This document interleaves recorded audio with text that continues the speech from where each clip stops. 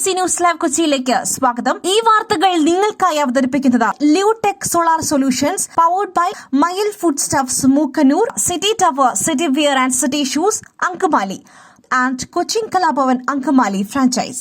മലയാറ്റൂർ ഇല്ലിത്തോട്ടിൽ കാട്ടാനക്കൂട്ടത്തിന്റെ ആക്രമണത്തിൽ വീടിന്റെ ഭിത്തി തകർന്നു വീണ് വീട്ടമ്മയ്ക്ക് പരിക്കേറ്റു. വീടിന്റെ ഭിത്തി ദേഹത്ത് വീണ് ശശിയുടെ ഭാര്യ വിജയ്ക്കാണ് പരിക്കേറ്റത്. പോലീസ്, വനം വകുപ്പ് ഉദ്യോഗസ്ഥർ, വാർഡ് മെമ്പർ ലൈജയും ചേർന്ന് രക്ഷാപ്രവർത്തനം നടത്തുകയും വിജയെ ആശുപത്രിയിൽ എത്തിക്കുകയും ചെയ്തു. ഇന്നലെ രാത്രി 11 മണിയോടെയായിരുന്നു സംഭവത്തിന് ശേഷം കാട്ടാനക്കൂട്ടത്തെ വനം വകുപ്പും നാട്ടുകാരും ചേർന്ന് വനത്തിലേക്ക് കയറ്റിവിട്ടു. ഇന്ത്യ പാക് സംഘർഷത്തിന് അയവ് വന്നെങ്കിലും സുരക്ഷയുടെ ഭാഗമായി വിവിധയിടങ്ങളിൽ നിന്നുള്ള ഇന്നത്തെ വിമാന സർവീസുകൾ എയർ ഇന്ത്യയും ഇൻഡിഗോയും റദ്ദാക്കി. ജമ്മു, ലേ, ജോധ്പൂർ, അമൃത്സർ, ഭുജ്, ജാംനഗർ, ചണ്ഡീഗഡ്, രാജ്കോട്ട് എന്നിവിടങ്ങളിൽ നിന്നുള്ള വിമാന സർവീസുകളാണ് എയർ ഇന്ത്യ റദ്ദാക്കിയത്. ജമ്മു, അമൃത്സർ, ചണ്ഡീഗഡ്, ലേ, ശ്രീനഗർ, രാജ്കോട്ട് എന്നിവിടങ്ങളിലേക്കും തിരിച്ചുമുള്ള സർവീസുകളാണ് ഇൻഡിഗോ റദ്ദാക്കിയത്. കഴിഞ്ഞ ദിവസം കോട്ടയം പാലായിൽ വീടിനുള്ളിൽ ആത്മഹത്യ ചെയ്ത നഴ്സിംഗ് കോളേജ് വിദ്യാർത്ഥിനി സെൽഫ സാജന്റെ ആത്മഹത്യാക്കുറിപ്പ് കണ്ടെത്തി. തനിക്ക് എങ്ങനെയെങ്കിലും മരിക്കണമെന്നും മരണത്തെ പ്രണയിക്കണമെന്നുമാണ് ആത്മഹത്യാക്കുറിപ്പിൽ വിദ്യാർത്ഥിനി എഴുതിയിരിക്കുന്നത്.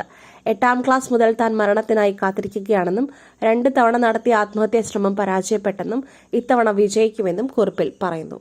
ഈ പ്രസരിപ്പ്, ആരോഗ്യം, എല്ലാത്തിനും അടിസ്ഥാനം ചിട്ടയായ ആഹാരരീതിയാണ്.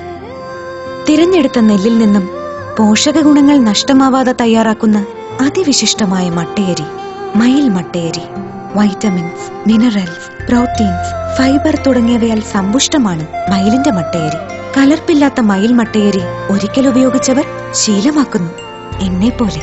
മയിൽ റൈസ് ആൻഡ് ഫുഡ് പ്രോഡക്ട്സ്, ശ്രേഷ്ഠം, സമ്പുഷ്ടം.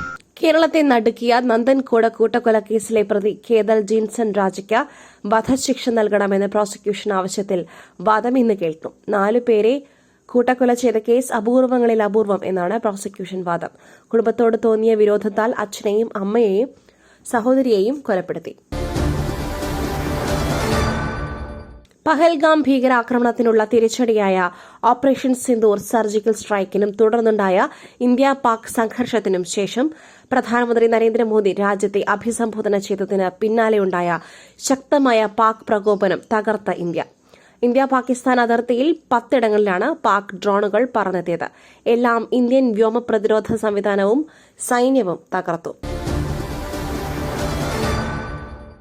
സംഘർഷ സാഹചര്യം പൂർണ്ണമായി ഒഴിഞ്ഞതോടെ ഇന്ത്യ പാക് അതിർത്തികൾ ശാന്തമാകുന്നു.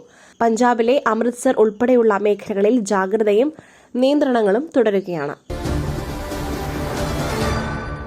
കുന്നിക്കോട് 7 വയസ്സുകാരി പേവിഷബാധയേറ്റ് മരിച്ച സംഭവത്തിൽ അന്വേഷണം ആവശ്യപ്പെട്ട് മന്ത്രി KB ഗണേഷ് കുമാർ. പുനലൂർ താലൂക്ക് ആശുപത്രിയിൽ വീഴ്ച സംഭവിച്ചിട്ടുണ്ടോ എന്ന് അന്വേഷിക്കുവാൻ ആരോഗ്യമന്ത്രിക്ക് കത്ത് നൽകും. വിളക്കുടി പ്രാഥമിക ആരോഗ്യ കേന്ദ്രത്തിൽ കുട്ടിക്ക് ലഭിച്ചത് മികച്ച ചികിത്സയെന്നും മന്ത്രി പറഞ്ഞു. ഇന്നലെ രാത്രി നിയ ഫൈസലിന്റെ വീട് സന്ദർശിച്ച ശേഷമാണ് മന്ത്രി പ്രതികരിച്ചത്. ലഹരിക്കെതിരെയുള്ള പോരാട്ടത്തിൽ പുതിയ നീക്കവുമായി എക്സൈസ് വകുപ്പ്.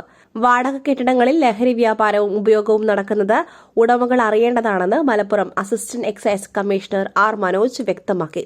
കെട്ടിടത്തിൽ നിന്നും ലഹരി പിടികൂടിയാൽ ഭവന ഉടമകളും പ്രതികളാകും. വാടക നൽകുന്ന വ്യക്തികളുടെയും ഇടപാടുകളുടെയും അടിസ്ഥാനത്തിൽ ഉടമകൾക്ക് ബാധ്യതകളുണ്ടാകുമെന്ന മുന്നറിയിപ്പാണ് ഇതിലൂടെ നൽകുന്നത്. മറ്റൊരു വാർത്തയുമായി കണ്ടുമുട്ടുന്നതുവരെ നന്ദി, നമസ്കാരം.